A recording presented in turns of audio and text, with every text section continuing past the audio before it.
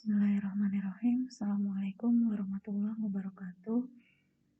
Kali ini kita akan melanjutkan materi perkuliahan terkait SNI 1726-2019. Hanya saja kita akan mulai mencoba mendesain gempa rencana menggunakan prosedur statik ekivalen, atau di SNI itu menggunakan bahasa atau kata gaya lateral ekivalen. Sama saja. Prinsipnya memang gaya yang diterapkan dalam hal ini adalah gaya gempa itu dalam kondisi statik. Kita akan pakai contoh yang ada di layar, di mana kita punya sebuah bangunan. Ini bentuknya sangat beraturan, tidak ada ketidakberaturan yang muncul dalam kasus ini ya. Jadi memang sangat ideal sehingga penggunaan statik ekivalen itu menjadi tidak terlalu menjadi hal yang basic atau yang minimum untuk kita mendesain gempa rencana daripada kita menggunakan yang jauh lebih advance kebutuhannya gitu ya. Jadi karena bangunannya juga dalam kondisi yang beraturan, artinya kemungkinan dia mengalami kegagalan akibat gempa nantinya juga akan rendah karena bentuknya saja sudah beraturan. Jadi kita bisa pastikan dia tidak punya resiko yang tinggi. Oke, bangunannya kurang lebih dananya seperti ini. Ukurannya 16 dikali 12, ada 5 portal di arah Y. Jadi di sini ada portal ke arah Y di sana ya. Ini kalau teman-teman bisa lihat, kita punya portal di arah Y dan di arah X itu kurang lebih ada di arah Y itu ada 5 ya. Jadi ini di portal di arah Y itu ini 3, 4, 5. Sedangkan yang di arah X-nya ya itu saya beri tanda ini 1, 2, 3, 4. Jadi kita punya portal di arah X jumlahnya 4, di arah Y jumlahnya 5. Nah ini nanti akan menentukan distribusi gaya gempa rencana yang sudah kita hitung. Oke, lalu gimana potongannya di arah X maupun di arah Y? Potongan portalnya maksud saya ya. Jadi ini di arah Y yang seperti ini jumlahnya ada 5. Kemudian yang di arah X jumlahnya ada 4 seperti ini. Kemudian data yang diberikan seperti yang tampil di sini. Yang pertama itu adalah fungsi bangunannya. Jadi kalau kita lihat di sini fungsi bangunannya adalah bangunan kantor ya. Kalau teman-teman masih ingat di pelajaran yang lalu mengenai kategori resiko bangunan, untuk perkantoran itu ada di kategori resiko yang kedua. Nanti silakan dicek kembali di materi sebelumnya. Kemudian jenis tipe portal yang digunakan adalah struktur rangka pemikul momen biasa. Jadi ini kata kuncinya adalah ini ya, ordinary reinforced concrete moment frame. Jadi SR kita biasa bilang SRPM B, sistem rangka pemikul momen biasa. Kemudian kelas situsnya ini sembarang ya, jadi tidak ada data tanah yang saya gunakan sama sekali. Idealnya kan kita mendapatkan atau melakukan investigasi di lapangan dulu untuk mengetahui kondisi tanahnya. Ini betul-betul tidak ada perhitungan atau tidak ada investigasi yang saya lakukan gitu ya. Jadi saya ambil kategori tanahnya masuk dalam situs D. Kemudian nilai SS dan S1-nya ini saya menggunakan tabel yang ada gambar yang ada di SNI. Kita bisa lihat di bagian yang terakhir di lampiran dalam SNI 1726-2019 ini ada beberapa tabel terkait nilai SA dan SS ya. Jadi ada SS dan S1 maksud saya. Ini bisa dilihat di halaman 233. Ini untuk SS-nya. Sebentar saya rotate dulu. Ini kita bisa mendapatkan nilai SS, kemudian nanti ada S1. Jadi ada 2 nilai ya. Jadi ada SS, ada S1. SS adalah parameter gerak tanah di periode 2 detik, sedangkan S1 di periode 1 detik ya. Nah, gimana cara kita mendapatkan SA-nya dan SS dan S1-nya? Nilai SS diperoleh dengan membaca peta yang ada di sini. Jadi wilayah kita itu nanti silakan dilihat begitu ya. Ada di mana. Kalau ingin teliti tentu saja kita harus memasukkan ini koordinat yang ada di sini ya. Jadi lintang dan bujurnya itu kita masukkan. Ini saya ambil kondisinya Jakarta saja, walaupun nanti tidak terlalu tepat nilai yang saya masukkan di sana ya. Jadi di sini saya masukkan nilai SS dan S1-nya itu SS-nya 0,75, S1-nya 0,4. Kita cek ya. Nilai SS. Ini kan gambar 15 ini untuk mendapatkan nilai SS. Kondisinya adalah Jakarta. Jakarta dari sini ya. Kalau teman-teman bisa lihat, kondisi Jakarta ini ada di titik ini. Saya bulatkan mungkin nggak begitu kelihatan ya. Kita ganti warna lain. Nah, ini yang saya bulatkan ini, itu warnanya kan merah, tapi agak ini sedikit ya, agak muda sedikit gitu. Jadi kisarannya itu bisa di sini, ya di titik ini, atau mungkin di titik ini. Jadi saya ambil yang kebetulan saya ambil yang ini antara 0,7 sampai 0,8 G. Makanya di sini nilai yang saya gunakan untuk SS-nya adalah 0,75 G. Kemudian gimana dengan S1-nya? Sama, kita lihat di gambar selanjutnya. Ini kan SS ya. Jadi gambar 15 ini untuk mencari SS, sedangkan di gambar selanjutnya, gambar 16 untuk mendapatkan nilai S1. Kita lihat Jakarta itu di sini warnanya kuningnya agak muda ya. Jadi kita lihat nih antara 0,4 sampai 0,4 G. Jadi saya ambil yang ini dari titik ini. Saya ambil yang maksimumnya. Nah, sebetulnya nilainya bisa detail ya. Sebenarnya ada apa namanya? Bantuan software dari PU, hanya saja sekarang masih dalam masa perbaikan, jadi belum bisa kita akses. Jadi sementara kita pakai gambar ini. Apa ini ya namanya? Peta gempa lah. Sederhananya begitu untuk mendapatkan nilai SS dan S1. Jadi tadi sudah tahu cara mendapatkan SS, kemudian ini cara mendapatkan S1. Jadi saya ambil nilai S1-nya itu bernilai 0,4 G seperti ini. Tertera di sini ya, 0,4 G diambilnya. Oke, kita kembali ke sini ya, soalnya ini. Kemudian ketentuan lain yang diberikan diantaranya adalah terkait dimensi ya. Jadi misalnya sudah diberikan di sini baloknya ukurannya 30 x 40, kemudian kolomnya 40 x 40, lalu ketebalan slabnya atau platnya kalau di lantai atap itu 10, sedangkan di lantai-lantai lainnya, lantai fungsionalnya itu 12 cm. Nah, dari sini apa yang harus kita lakukan? Karena seperti sudah dipahami ya, kita menggunakan statik ekivalen itu basisnya adalah berat struktur. Jadi saya jelaskan secara singkat saja dulu. Jadi kalau kita punya struktur, misalnya ini bangunan kita gitu, anggap aja 2 lantai atau berapapun lah jumlah lantainya gitu ya. Maka kita tentu punya data berapa beratnya gitu kan ya, weight-nya berapa. Nah, ini yang akan menjadi basis untuk mendapatkan nilai gaya geser dasar yang dalam hal ini adalah gempa rencana yang mau kita peroleh dengan menggunakan lateral ekivalen. Jadi kita pasti butuh data berat. Apakah kalau kita menggunakan sistem perencanaan lain tidak butuh data berat? Butuh juga, hanya saja pendekatannya agak sedikit berbeda.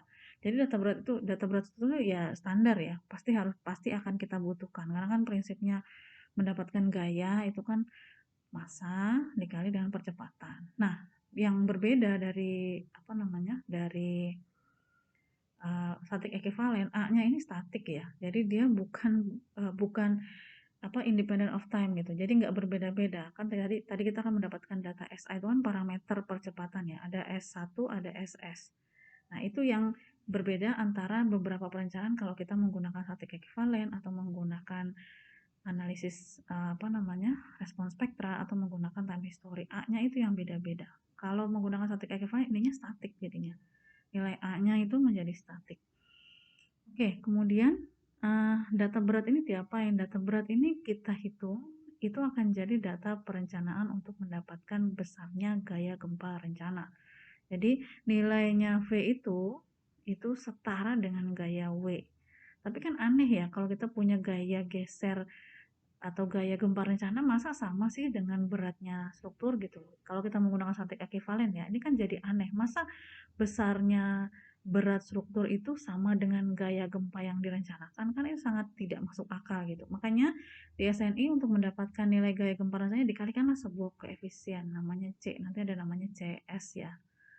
Jadi nanti dikalikan itu doang gitu. Hanya dikalikan begitu saja bisa setara dengan gaya gempa rencana gitu kan.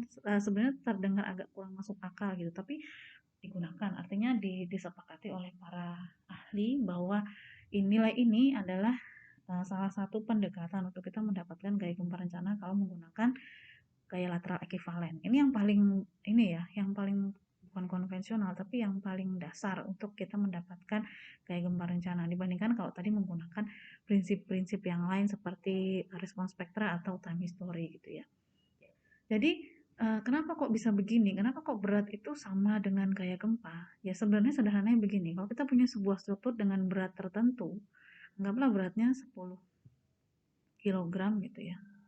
Kemudian cara agar benda ini atau struktur ini gitu ya, supaya dia bergeser atau berpindah itu kan kita berikan gaya atau kita dorong dia dengan gaya yang sama besarnya minimal dengan berat strukturnya itu sendiri.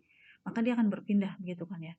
Jadi kalau misalnya kita beratnya 80 kilo misalnya gitu, terus didorong oleh orang dengan gaya sebesar 80 kilo, pasti kita kan roboh. Minimal ya, kan itu minimalnya. Jadi artinya eh, penyetaraan berat dengan gaya ini ya sebenarnya masuk akal juga gitu, walaupun tidak masuk tidak masuk akal karena gempa itu kan datangnya besarannya kita nggak pernah tahu berapa, kok disamakannya dengan berat gitu kan ya. Itu aja yang agak kurang masuk akal sebetulnya, tapi prinsipnya sebenarnya sederhana saja. Kalau kita ingin membuat bangunan kita itu sedikit bergoyang atau dia goyah gitu lah ya, itu kan berarti artinya kita harus berikan gaya yang kurang lebih beratnya sama dengan berat dirinya sendiri. Makanya di sini prinsipnya adalah mengalihkan atau menyamakan gaya menyamakan berat strukturnya itu sendiri lalu kita kalikan dengan sebuah koefisien kegempaan di sini CS, nanti itu akan setara dengan gaya gempa. Jadi prinsipnya begitu, sederhana sekali gitu ya untuk menghitung menggunakan gaya lateral ekivalen sebagai gempa rencana yang akan kita gunakan nanti dalam desain. Oke, kita kembali lagi ke sini. Jadi nanti pada saat kita ingin menghitung berapa besarnya gaya gempa rencana, ya berarti prosedurnya kita harus hitung dulu berat strukturnya. Oke, jadi prosedur yang pertama, ya tentu saja kita hitung berapa berat strukturnya. Kita hitung semua komponen yang ada di dalam strukturnya, baik balok, kemudian atap, lalu lantai gitu ya, kolom, itu kita hitung beratnya berapa. Jadi di sini saya tabelkan supaya jauh lebih mudah kita melis gitu ya, supaya detail kita dapat berat struktur aslinya itu berapa sih gitu ya. Walaupun kalau kita menggunakan software itu kan jauh lebih mudah, dia akan mengenerate sendiri berapa berat strukturnya gitu ya. Tapi anggaplah ini kita melakukannya tanpa perlu bantuan software, karena memang sederhananya kalau kita menggunakan static ekivalen ini nggak pakai software pun bisa ya, kita bisa mengenerate gaya-gaya gempa itu. Nanti melakukan prosedur analisisnya dengan mekanika teknik sederhana pun kita bisa. Oke, kita kembali ke sini. Jadi yang kita lakukan adalah menghitung beratnya dulu. Beratnya bisa dead load, bisa live load gitu kan ya. Kan kalau teman-teman ingat bahwa perencanaan itu ya, itu kan komponennya di dalamnya komponen beratnya maksud saya itu kan komponennya DL dan LL. DL-nya diambil 100% begitu kan ya, kalau masih ingat. Aduh. Jadi ini full gitu ya. Jadi 1 koefisiennya. Sedangkan kalau yang live load-nya kalau masih ingat dia minimalnya 25%.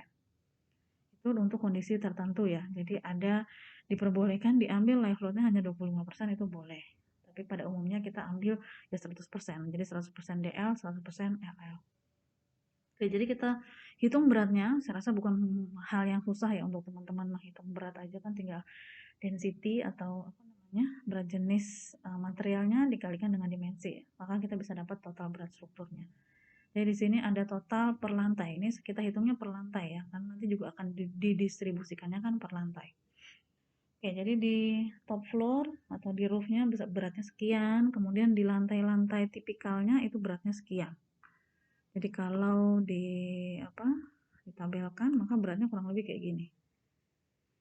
Jadi di lantai roof atau di top floornya sekian beratnya, dari dead load-nya ya, dead load-nya sekian, dari slab, lalu dari beam, dari kolom, kemudian dijumlahkan, hasilnya begini. Lalu live load-nya silakan merujuk ke SNI pembebanan, itu berapa per meter perseginya kalau untuk office. Kemudian kita kombinasikan, jangan lupa DL ditambah LL 100% semua ya, seperti sudah saya sampaikan tadi. Kontribusinya terhadap gempa rencananya nanti itu terhadap berat strukturnya itu DL 100% dan LL-nya diambil juga 100%. Lalu ditotal seperti ini. Oke, kemudian apa yang harus kita lakukan? Kan tadi sudah saya berikan hint ya bahwa mendapatkan nilai gaya gesernya ini, si V-nya itu kan kita perlu beratnya udah kita hitung tadi, sudah komponennya semua sudah muncul. Yang kita perlu hitung sekarang adalah menghitung komponen si C-nya ini, si CS. Ini kan parameter kegempaannya ya. Jadi kalau di SNI itu bahasanya kita lihat dulu ya.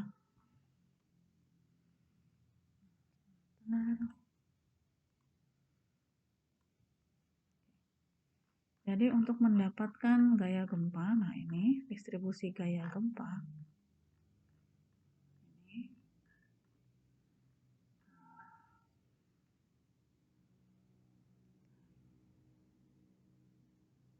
Sederhana aja, udah disampaikan di SNI. Gaya geser dasar seismiknya adalah CS dikali W, udah begitu doang. Jadi kita perlu menghitung si CS-nya ini. Sayangnya CS-nya itu menghitungnya nggak sederhana ya, jadi agak panjang. Ada beberapa komponen yang sudah dijelaskan di pertemuan-pertemuan selanjutnya yang perlu kita buka kembali gitu. Jadi intinya kita mau cari ini, mau cari si V ini, W-nya udah dapat, CS-nya yang mau kita hitung. Jadi yang pertama harus dilakukan apa? Yang pertama yang harus dilakukan adalah mencari periode fundamental ya. Jadi turunan CS ini kalau kita turun ke bawah, CS adalah SDS dibagi R per IE. Kemudian mencari CS ini juga sangat berkaitan dengan periodenya. Jadi nanti kita harus hitung periodenya dulu. Oke, saya akan ke whiteboard di sini untuk kita melihat satu persatu ya. Kita perlu menghitung periode fundamental. Fundamental itu nanti akan kita gunakan untuk mengetahui berapa besar CS yang akan kita gunakan. Oke, periode fundamental ini rumusnya ada dua ya. Jadi ada TA yang CT dikali HN pangkat X, ada yang 0,1 dikali N. Kita lihat di SNI-nya supaya supaya jelas ya. Untuk mendapatkan nilai periode fundamental itu kita tinggal lihat ke sini. Jadi Pasal 7821 tentang periode fundamental, rumusnya ada dua. Yang pertama ini CT dikali HN pangkat X. Kemudian yang kedua ada 0,1 dikali N. Jadi nilai yang pertama ini untuk mendapatkan periode fundamental kita mengalihkan sebuah koefisien namanya CT gitu ya. CT-nya dapat dari mana? Dari sini. Kita lihat tipe struktur kita itu apa. Tadi kan kita pakai sistem rangka pemikul momen biasa ya. Nah, kita tinggal cocokkan nih. Kebetulan di sini memang agak terlalu general gitu ya. Hanya ada 4. Takutnya beberapa sistem struktur yang kita nggak tahu gitu, nggak terdefinisi di sini, itu kita bingung gitu. Tapi ya nggak usah panik. Kalau misalnya nggak terdefinisi di antara 3 di atas ini, kita tinggal pilih yang semua sistem struktur lainnya. Jadi langsung aja ambil yang paling bawah. Oke, kita tahu bahwa struktur kita adalah sistem rangka pemikul momen. Nah, ini di paling atas adalah sistem rangka pemikul momen. Tinggal dipilih materialnya baja atau beton. Punya kita pakainya materialnya beton tadi ya. Maka kita akan bisa mendapatkan nilai CT, yaitu ini 0,0466 CT-nya. Kemudian nilai X-nya itu 0,9. Jadi dari sini kita bisa menghitung nilai periode fundamental dengan pendekatan yang pertama, yaitu 0,0466 dikali dengan HN-nya itu tinggi strukturnya ya, tinggi total strukturnya. Jadi tinggal kita lihat aja dari gambar struktur kita. Tadi kalau kita cek kembali, ini total struktur kita kebetulan tipikal ya, 3,8 per lantai tinggal dikali 4 aja 15,2. Jadi 0,0466 dikali 15,2 pangkat 0,9. Hasilnya 0,53957. Ini dari pendekatan yang pertama. Kemudian ada juga dari pendekatan yang kedua di SNI disebutkan bahwa TA bisa dihitung dengan rumus ini, rumus 37 ini ya. TA sama dengan 0,1 dikali N. N-nya apa? Jumlah lantai. Nah ini kan agak semakin kurang detail sebenarnya, kurang akurat ya. Yang satu masih agak mending lah, ada turunannya dari sistem strukturnya. Kemudian ada kaitannya dengan total ketinggian strukturnya dan ada nilai X ini yang apa namanya? Yang menentukan. Nah, kalau di sini tuh hanya sesederhana 0,1 dikali jumlah lantai. Kalau jumlah lantainya nggak sama kan bisa jadi sebetulnya dia punya potensi juga gitu ya, periodenya jadi meningkat. Jadi di sini dengan rumus pendekatan yang kedua, karena jumlah lantainya hanya ada 4 ya, jadi 0,1 dikali 4, 0,4 detik. Nah dari dua ini kalau kita lihat 0,53, yang satunya 0,4. Lalu kita ambil yang paling kritis. Kritis itu yang paling panjang ya, periodenya bukan yang paling pendek. Kita kan selalu berpikir kalau gaya ya kita pilih yang kritis itu yang kecil. Kita pilih periode yang kritisnya adalah periode yang lebih panjang. Jadi periode kritisnya atau periode fundamental yang paling kritisnya itu adalah 0,53 detik gitu ya. Nah, kemudian dari situ kita harus cari apa? Ya harus cari nilai CS-nya karena itu kan target utama kita ya. Kita butuh mendapatkan nilai CS. Jadi dari T ini kita akan menghitung nilai CS. Jadi CS itu sebenarnya rumusnya ini, SDS dibagi R dibagi IE. Jadi faktor koefisien modifikasi responnya kita tinggal cari ke tabel 12 gitu ya. Tabel 12 itu kalau masih ingat isinya adalah sistem struktur yang kita gunakan. Ini ada di halaman ini, kalau masih ingat ya, kita tinggal cocokkan. Sistem struktur kita adalah sistem rangka pemikul momen. Jadi yang A ini dinding penumpu, B itu rangka bangunan, rangka itu portal biasa ya. Kemudian rangka pemikul momen. Nah ini di C. Bagian yang C itu adalah sistem rangka pemikul momen. Tinggal kita pilih yang biasa. Materialnya apa? Beton. Nah kita tinggal lihat sistem rangka beton pemikul momen biasa. Nah ini poin 7 ya. Poin 7 ini, maka kita bisa dapat nilai R-nya. R itu faktor modifikasi respon ini ya, kolom yang pertama itu nilainya adalah 3.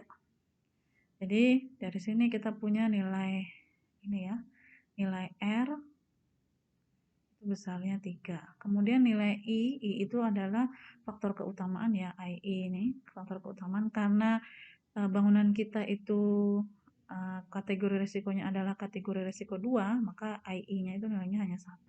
Jadi dia nggak masuk, nggak perlu yang diamplifikasi besaran gempanya. Oke, kemudian habis itu apa lagi? Ada data-data terkait kegempaan gitu ya. Di SNI ini disebutkan, kalau kita kembali lagi ke rumus-rumus yang tadi,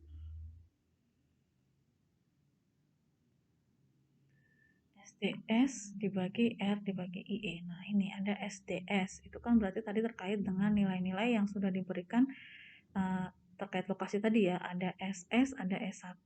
Jadi kalau teman-teman masih ingat, kita punya kaitan yang erat antara SS, kemudian S1. Ini dari sini kita bisa dapat SMS, kemudian dapat SDS gitu kan ya.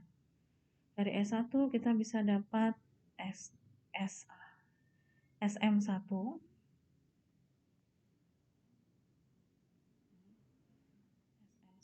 lalu dilanjutkan menjadi SD1. Nah, kalau masih ingat SDS itu rumusnya begini, 2/3 SMS, kemudian SMS-nya adalah FA dikali SS gitu ya. Jadi nilai SMS dan SM1 SMS itu nilainya adalah FA dikali SS. Nah, kalau masih ingat nilai FA ini itu ada kaitannya dengan beberapa tabel di SNI. Begitu juga dengan nilai SM1. Ini nilainya adalah FV dikali dengan S1. SS yang tadi kita udah punya ya, 0,75 ini. Kemudian S1-nya 0,4. Tinggal cari nilai FA dan FV-nya. Di sini ada 1,2 dan 1,9. Kita cek ke tabelnya di SNI ya. Oke, kita akan ke tabel 6 dan 7. Oke, di sini kita ketemu dengan nilai FA dan FV. Caranya mencocokkan antara kelas situs tanah dari bangunan tempat kita berdiri tadi kan ditentukan SD ya. Ini adalah SD. Kemudian nilai SS kita kan 0,75 ya. Jadi di sini SS-nya itu dari 0,25, 0,5, 0,7 dan seterusnya. Gimana kalau nggak ada angkanya di sini? Pakai interpolasi ya. Nah, kebetulan ini kan pas tepat SS-nya 0,75. Jadi kita ambil nilai SS 0,75 di kolom ini, temukanlah SD dengan SS 0,75. Hasilnya 1,2. Oke, kita cek di sini ya. Betul, 1,2. Kemudian nilai FV. FV itu ada kaitannya dengan S1. Kemudian dengan koefisien situs sama ya. Jadi koefisien situs kita adalah SD, kemudian nilai S1-nya 0,4 ini. Berarti diingat-ingat ada di kolom keempat ya. Oke, 1, 2, 3, 4. Berarti ada di sini nanti SD. Kemudian kemukan dengan kolom keempat. Hasilnya ini, 1,9. Kita cek. Ya, hasilnya 1,9. Jadi FA dan FV-nya dapat nilainya 1,2 dan 1,9. Ya, tinggal kita kalikan di sini 1,2 kali 0,75. Ini ya FA dikali SS. Kemudian FV dikali S1. Ini 1,9 dikali 0,4. Lalu kalikan dengan 2/3 untuk mendapatkan SDS. Kan tinggal dari sini kita bisa dapat SDS dengan mengalikan 2/3 dari SMS, begitu juga dengan SD1. Ini akan dapat 2/3 SD1. Oke, jadi SDS sudah dapat, SD1 sudah dapat 0,6G, 0,57G. Dari sini kita bisa hitung CS karena semua komponennya udah ada, SDS-nya ada. Kemudian R dan IE-nya tadi kita sudah hitung ini ya. R-nya 3, IE-nya bernilai 1. Hasilnya 0,2. Nah, dari sini kita harus mengecek karena di SNI bilang nilainya tidak boleh lebih besar dari dan seterusnya gitu ya. Jadi kalau kita cek di sini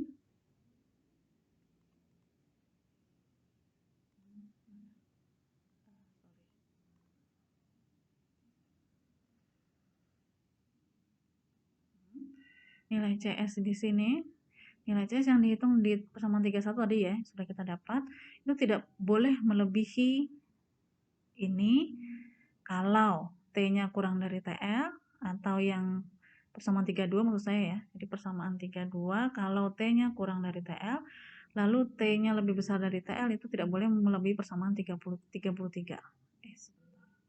Nah, ini.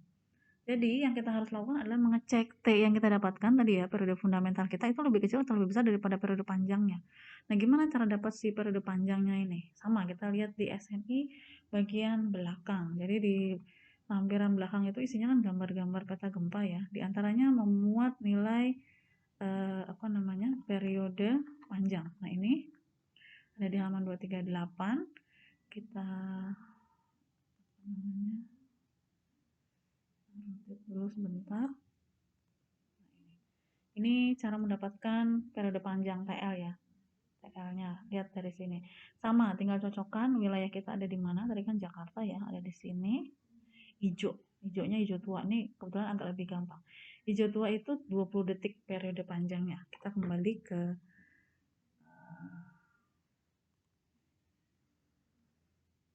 sini. Jadi kita ingat-ingat bahwa periode kita itu 20 detik ya. Sedangkan T kita tadi 0,5 detik doang. Jadi di sini kita cek ya.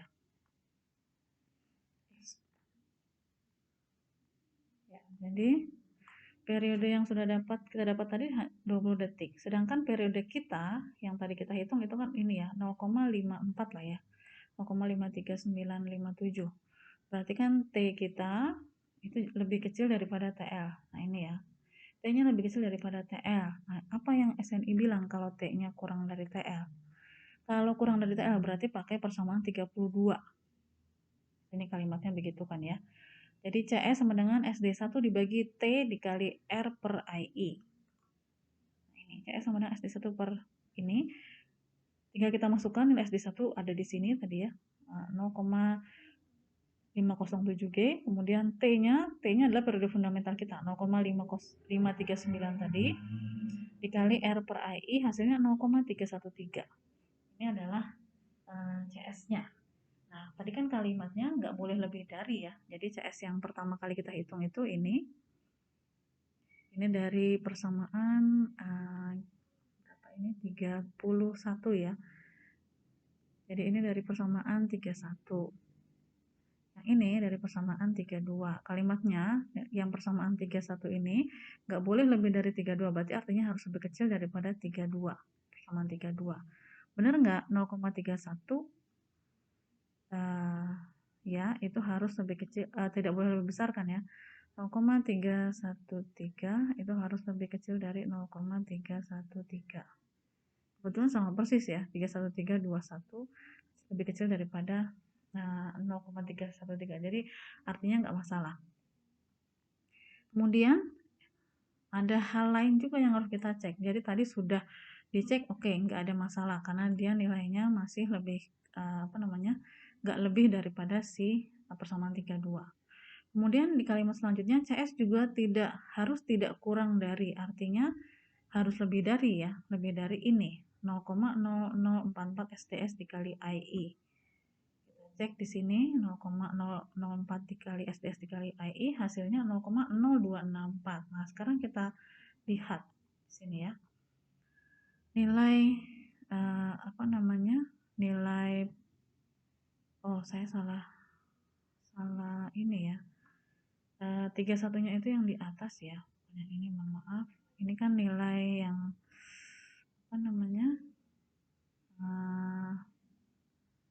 nilai ini ya sama, ini kok saya jadi mengulang 2 kali. Jadi disinilah yang persamaan 31-nya. Jadi ini 0,2 itu kurang dari 0,313. Oke, jadi nggak masalah. Kemudian tadi tidak boleh kurang dari ya. Kalimatnya juga tidak boleh kurang dari tidak boleh kurang dari ini 0,044 bla bla bla ini SDS dikali IE hasilnya adalah 0,026. Jadi sekarang kita urutkan ya. Ini dari persamaan 34. Jadi persamaan 31 itu harus lebih kecil daripada persamaan 32, kemudian dia harus lebih besar. 32 ini harus lebih besar daripada 31 ini nggak boleh lebih besar daripada 34. Jadi di sini ya. Jadi persamaan 31 lebih besar dari 34 tapi kurang dari 32. Jadi di sini 0,0264 lalu 0,2 lalu 0,313. Nah, tepat ya, kita berada di kondisi yang ini. Berarti CS-nya akan kita ambil bernilai 0,2. Jadi harus memenuhi kriteria ini ya. Jadi saat mengambil CS itu perhatikan apakah dia tidak lebih besar dari persamaan 32 atau 33, tergantung nilai T-nya itu lebih kecil atau lebih besar daripada TL tadi ya. Kemudian dia juga nggak boleh lebih nggak boleh lebih kecil dari, artinya harus lebih besar dari persamaan 34 ini. Kemudian kita cek. Jadi artinya kalau nanti misalnya dapat nilai persamaan 34 ini misalnya hasilnya 0,25. Berarti nilai CS kita itu bukan 0,2 tapi 0,25. Jadi harus kita ambil yang lebih lebih besar daripada CS yang kita hitung dari persamaan 31. Jadi intinya harus kayak gini kalau kita mau menggunakan persamaan yang 31. Jadi kita dapat nilai CS-nya sama dengan 0,2. Dari sini udah selesai nih, kita sudah dapat nilai perkiraan gaya gempa rencananya. Jadi besarnya berapa itu kita sudah tahu. Caranya gimana ya? Tadi tinggal balik ke rumus yang awalnya tadi kan ya, mendapatkan nilai gaya gempa rencananya tadi, gaya lateral ekivalennya kan cuma ini, CS dikali W. Jadi udah selesai nih, kita udah dapat CS-nya 0,2, W-nya berasuknya udah kita hitung, hasilnya sekian. Maka besar gaya gempanya itu segini. Sekian kilogram gitu ya. Jadi udah ada besaran gayanya. Jadi gaya gempanya tuh segini, walaupun agak kurang masuk akal ya. Jarang kan kita dapat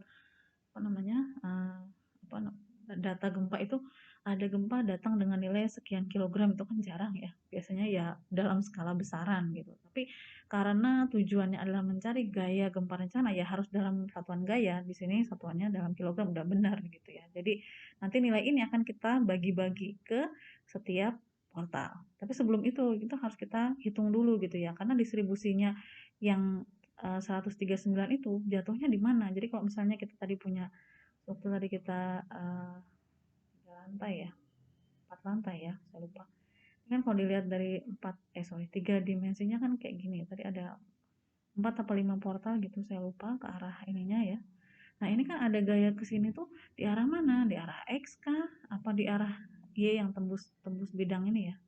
Atau di arah Y-nya gitu. Ada gaya, ini kalau dijadikan ton itu berarti 0, 139 ton kan ya.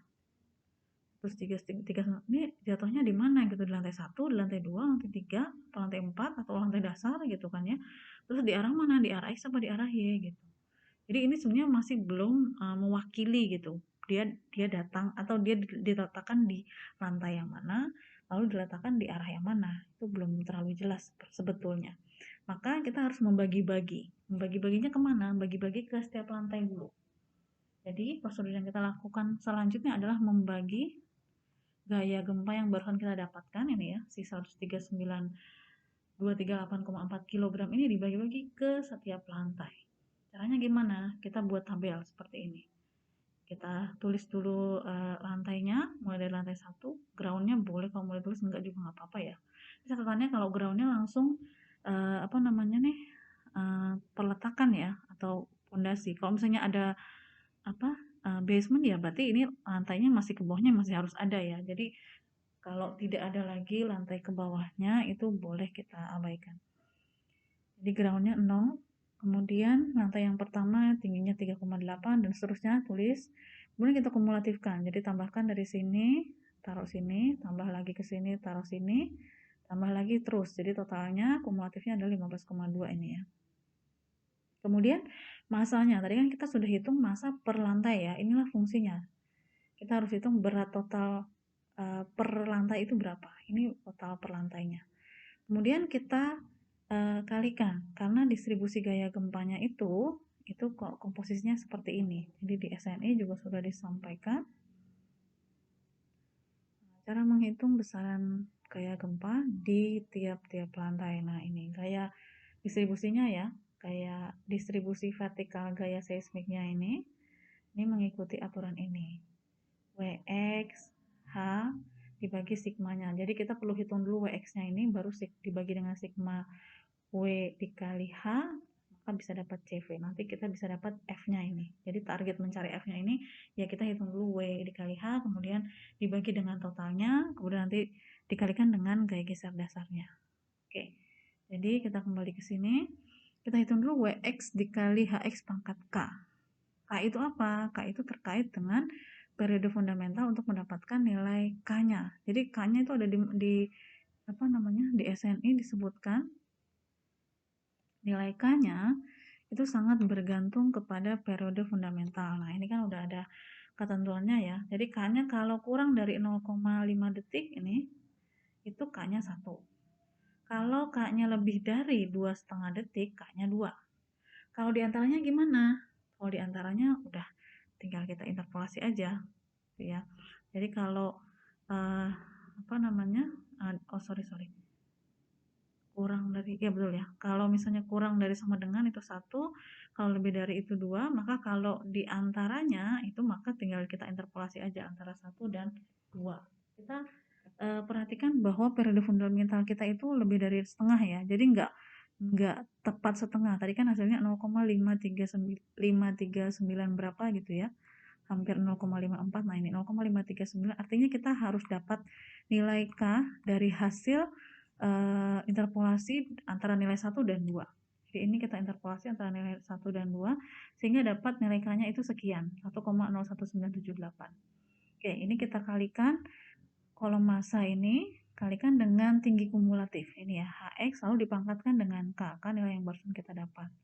Maka dapat kolom yang ini. Jadi kalau saya nomorin ya 1, 2, 3, 4, 5, 6, 7, 8, 9, 10. Jadi kolom 5 ini adalah perkalian antara kolom 3 dengan kolom 4 yang dipangkatkan K. Kemudian kita bisa dapat CVX. CVX tadi adalah WH, ini ya, W dikali H pangkat K dibagi dengan totalnya. Jadi ini kita jumlah dulu. Ini adalah sigma WH tadi pangkat K. Maka mendapatkan CVX adalah masing-masing lantai ini dibagi dengan totalnya. Jadi 734,892 dibagi dengan 658 bla bla bla ini. Dulu, jadi inilah nilai sigma Wx Hx pangkat K. Jadi poin 6 ini membagi antara kolom 6 itu dihasilkan dari kolom 5 dibagi dengan total di kolom 5. Kemudian kolom 7. Kolom 7 tadi hasilnya adalah CVX dikali dengan V ya, rumusnya. Fx itu adalah CVX dikali dengan gaya geser dasar. Gaya geser dasarnya ini nilainya 1392. Jadi kalikan ini CVX-nya dengan ini. Hasilnya sekian. Jadi yang tadi kita dapatkan itu sekarang sudah lebih terarah gitu ya. Dia diletakkan di tiap lantai itu besarnya berapa. Kalau teman-teman lihat di sini dari atas ke bawah itu makin gede. Jadi nanti kita akan dapat distribusi gaya gempanya gitu ya. Di setiap portal di masing-masing lantai ini gede, makin sedikit kecil, makin kecil. Jadi yang paling atas lah yang paling besar. Karena kan logikanya pada saat bangunan dikenai gempa, bagian atas lah yang mengalami defleksi yang besar kan. Berarti ya harusnya gaya gempa yang paling besarnya ditaruh di atas. Walaupun kita tahu bahwa gempanya kan yang menerjang bagian bawah tentu saja ya. Tapi kita harus pahami bahwa ini adalah statik ekivalen, bukan prosedur yang kita dapatkan dengan cara menghitung menggunakan data yang lebih ideal seperti spektra atau time history gitu ya. Jadi dia tidak bisa mengenerate sendiri. Kalau menggunakan statik ekivalen itu harus kita harus kita rasionalkan sendiri gitu ya. Jadi untuk dapat defleksi yang besar ya berarti gaya yang besar taruhlah di atas gitu. Jadi ini distribusinya kurang lebih seperti ini nanti. Nah, dari sini kita juga harus mempertimbangkan gaya lateral gaya gempa di arah vertikalnya. Jadi ada Vx ini. Kita lihat di SNI, jadi ada Fx, kemudian kita juga harus menghitung Vx. Jadi ada distribusi gaya horizontal tadi kan gaya vertikal ya. Kebalik saya. Ya, yang tadi gaya vertikal, yang ini distribusi di gaya horizontalnya. Jadi itu kita jumlahkan saja. Jumlahkan kumulatif dari bawah ya. Jadi untuk mendapatkan V ini 15547 ditambah ini, maka dapat ini. Dapat ini. Tambahkan lagi ke atas, dapat ini. Tambahkan lagi ke atas, dapat ini. Tambah lebih besar kan ya. Mungkin kelihatan bahwa distribusinya ini makin masuk akal di setiap lantai. Nah, ini sudah sebetulnya, tapi pertanyaannya itu akan jatuh di setiap portalnya itu berapa, di arah mana gitu ya. Nah, di sini sudah diketahui gitu bahwa biasanya sudah dinyatakan bahwa distribusi gaya gempanya itu kan harus di arah ortogonalnya ya, artinya di arah X dengan di arah Y-nya. Dua-duanya harus dapat. Berarti komposisi ini yang ada di tabel 8 semuanya dapat. Di X dapat, di Y dapat. Nanti kalau mau dianalisis satu-satu silahkan, mau analisis langsung dua-duanya juga silahkan. Kan nanti tergantung kondisinya ya. Misalnya kalau dekat sesar ya berarti harus dua-duanya. Kalau tidak dekat sesar, tadi wilayahnya tidak masuk kategori risiko yang tinggi, kategori desain seismik yang tinggi, jadi bukan sampai F, jadi bukan C, D, E, F gitu, misalnya A dan B itu salah satunya aja nggak apa-apa. Oke, tapi itu bukan target yang mau kita lakukan ya. Jadi hari ini hanya ingin mendapatkan berapa sih besaran gaya gempanya. Jadi Vx ini sudah kita tahu, dia akan diaplikasikan boleh di X, boleh di Y.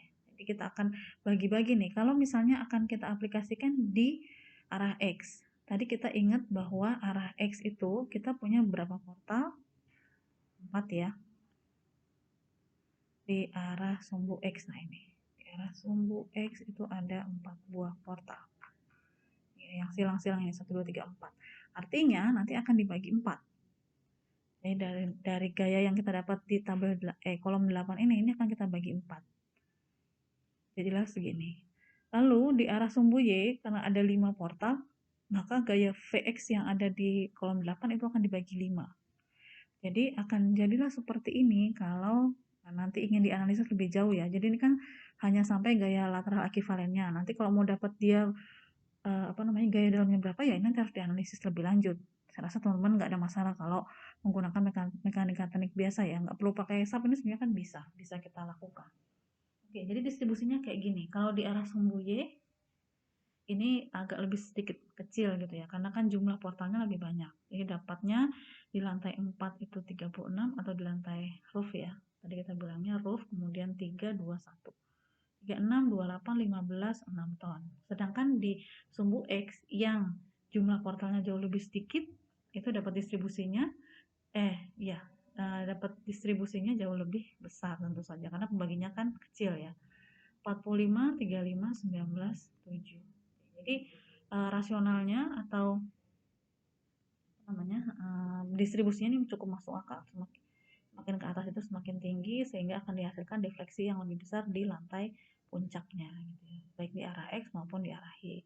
Nanti menganalisisnya silahkan mau di X dan Y semuanya diaplikasikan atau X aja kemudian dilihat bagaimana performance-nya, di Y saja lalu dilihat kemudian dibandingkan misalnya begitu ya, atau betul-betul dua-duanya langsung dilakukan analisis itu nanti pertimbangan selanjutnya. Hanya saja di sini kita hanya berhenti untuk mendapatkan gaya lateral ekivalennya gitu ya. Distribusinya kurang lebih seperti yang sudah kita tinjau dari awal tadi. Oke, mungkin itu saja yang bisa saya sampaikan hari ini mengenai distribusi gaya lateral ekivalen berdasarkan SNI 1726/2019. Terima kasih atas perhatiannya. Wassalamualaikum warahmatullahi wabarakatuh.